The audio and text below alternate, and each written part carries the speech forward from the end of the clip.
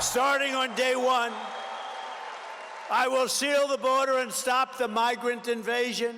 We will carry out the largest deportation operation of criminals in American history.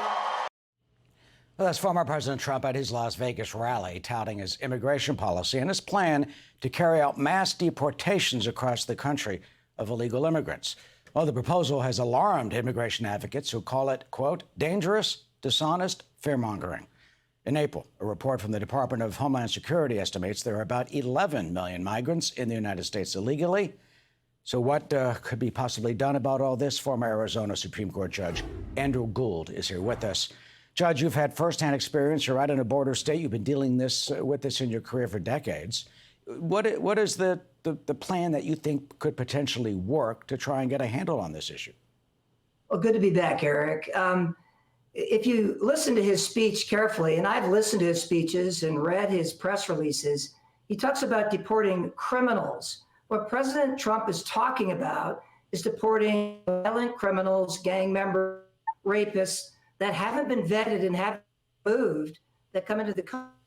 President Trump is very good at vetting that group and removing them. The Biden administration has been horrible. That's why the numbers, crimes committed by these violent criminals in the country illegally are up.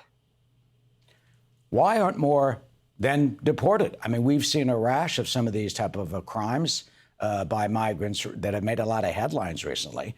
Even though statistics show that the crime level among native-born Americans is higher than immigrants, why hasn't this been dealt with by the current administration? They haven't vetted people coming into the country, Eric, and so that's the first problem. If you have a vetting process, then you don't know who's come in, and you stop these type of violent criminals that come into the country. And secondly, they are terrible at removing these individuals because they don't have any commitment to actually finding anyone that's in the country illegally, much less those with violent criminal histories, arresting them and removing them.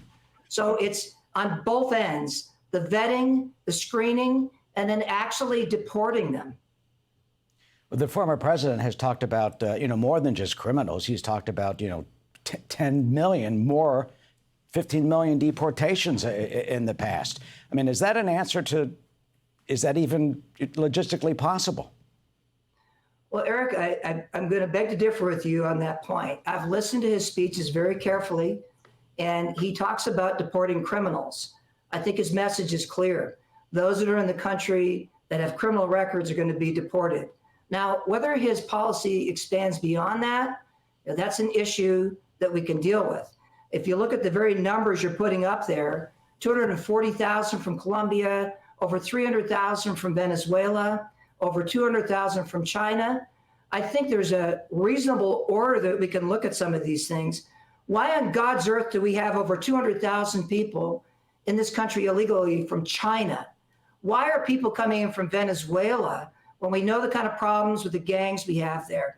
So I'm going to take him at his word that it's criminals. And if he goes beyond that, I suspect he's going to triage this and deal with people that are in this country from these very dangerous and unusual locations. This doesn't seem to me to be something that's directed at Mexican nationals coming across in the United States to get jobs. Yeah, you just mentioned China. I mean, like 200,000 or so, I think, coming in from China. From your view, what is that about? The fact that suddenly you have a surge from communist China, potentially, 210,000. What's behind that?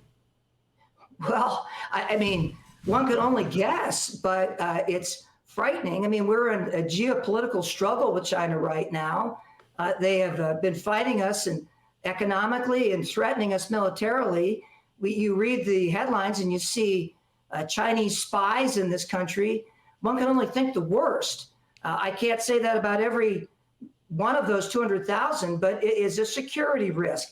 And you have to wonder at some point whether it's something more than just getting jobs and whether it's intentional to send people into this country to pose security risks to this nation. Yeah, I mean, finally, don't you think that is not out of the realm of possibility that maybe Beijing and the CCP has a plan to try to send some of their agents and or sympathizers here?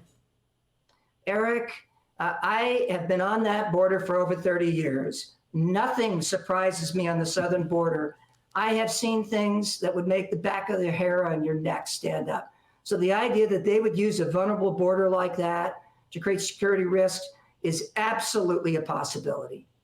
Arizona Judge Andrew Gould, who's been dealing with the immigration issue, as you said, for decades.